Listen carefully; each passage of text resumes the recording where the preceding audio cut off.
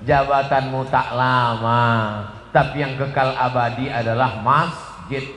Presiden kita, proklamator kita, Insinyur Soekarno cerdas. Di saat Indonesia tidak semakmur sekarang, uangnya tidak banyak, baru saja diserang oleh Belanda dan Jepang, dia sempat berpikir untuk membangun masjid terbesar di Asia Tenggara. Itulah dia Masjid Istiqlal. Sampai Presiden Amerika pun masuk ke dalam. Semua orang-orang yang masuk ke dalam Masjid Istiqlal itu kalau masuk berdecak kagum seperti melihat kucing. Wow, amazing, kata dia. Apa amazingnya? Tiangnya banyak sekali. Luar biasa.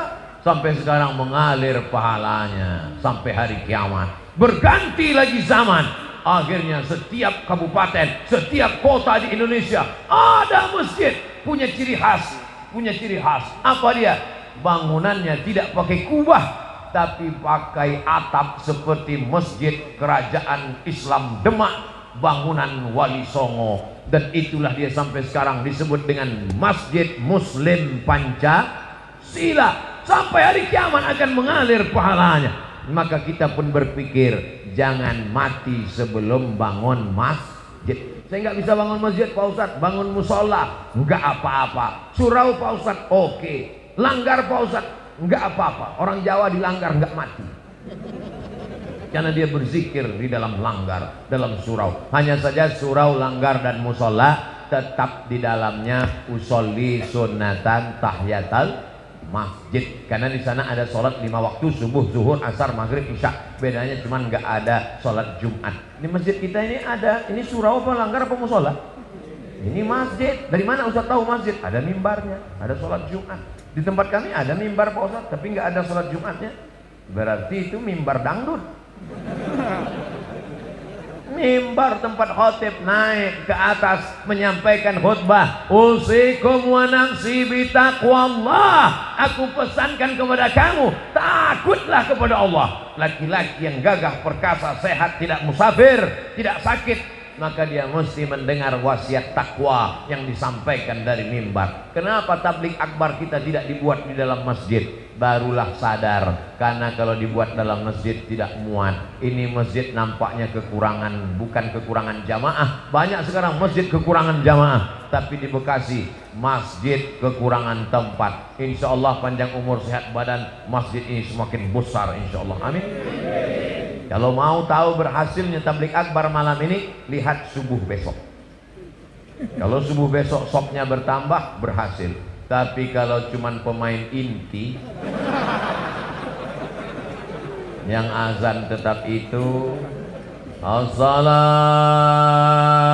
khairum minan naum, hancurlah kita.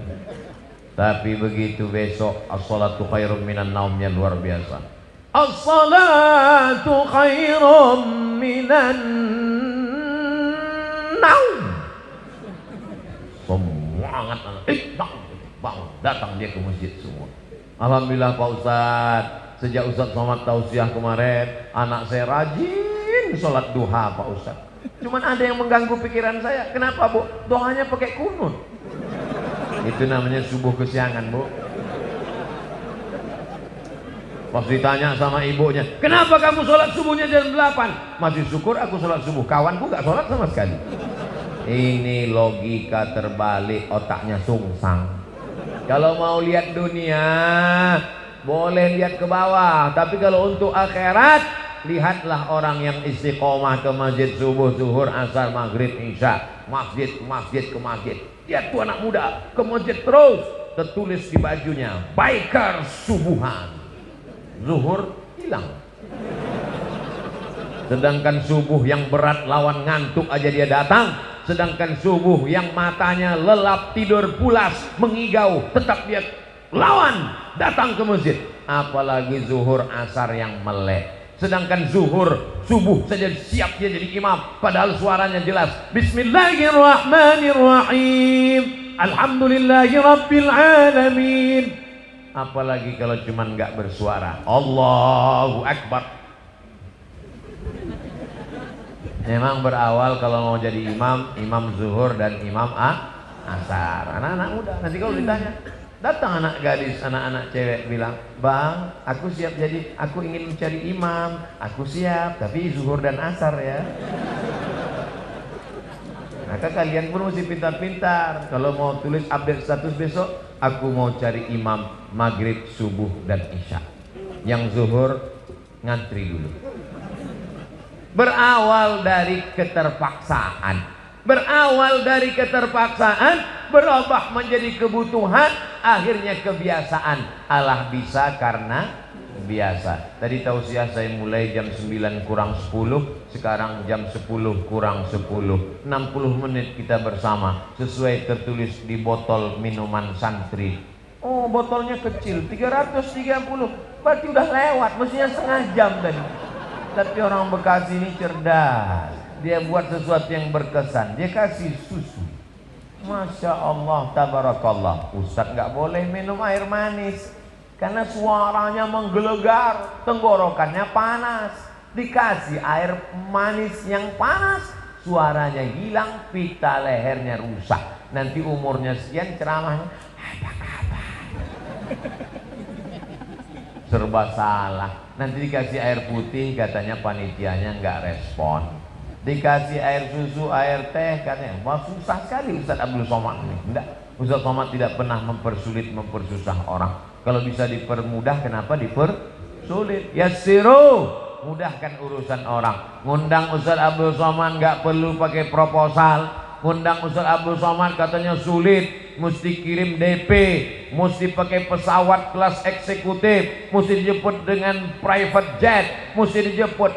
Hoax, bohong, penipu. Ustaz berapa kali datang ke Jakarta dalam setahun? Jabodetabek, Jakarta, Depok, Bogor, Bekasi. Setahun datang 3 kali, berarti 4 bulan sekali. Selama 4 bulan datang 3 hari. Tausiahnya 1 hari 3 kali. Jumat, Sabtu, Ahad. Jumat 3 kali, pagi, siang, malam. Sabtu 3 kali, pagi, siang, malam. Ahad 2 kali, pagi, siang, besok pulang. 3 kali, seperti makan obat.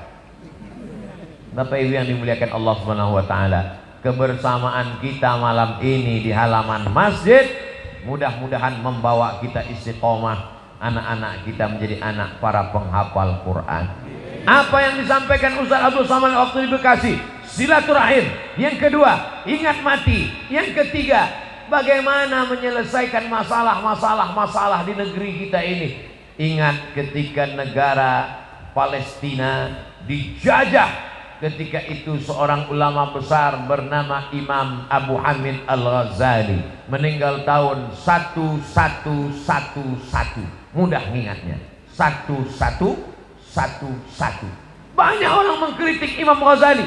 Kenapa dia tidak ikut berperang melawan tentara yang menjajah Palestina?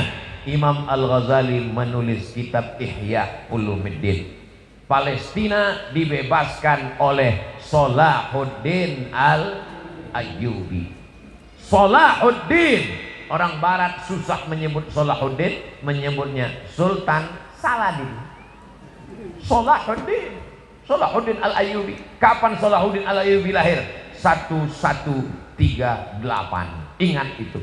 Ternyata doa dari seorang ulama yang mustajab wali Allah melahirkan seorang pemimpin yang luar biasa. Urus saja salatmu, urus zikirmu, urus makanan halalmu, anak-anakmu ini akan menjadikan negeri ini baldatun thayyibatun wa rabbun ghafur. Kalau engkau sibuk komen dengan medsos, kau akan kalah dengan buzzer, karena mereka punya akun banyak luar biasa. Jadi kami nanti kalau Ustaz Somad dicaci maki gimana? Kalau kau sanggup balas, berikan klarifikasi. Kalau kau tak sanggup balas, doakan kepada Allah. Allahumma hdi qaumi fa innahum la ya'lamun. Tapi kami nggak tahan Pak Ustaz, emosi kami Pak Ustaz. Kalau nggak tahan, nggak usah main handphone. Daripada jantung koroner nggak mati, cuma setengah mati.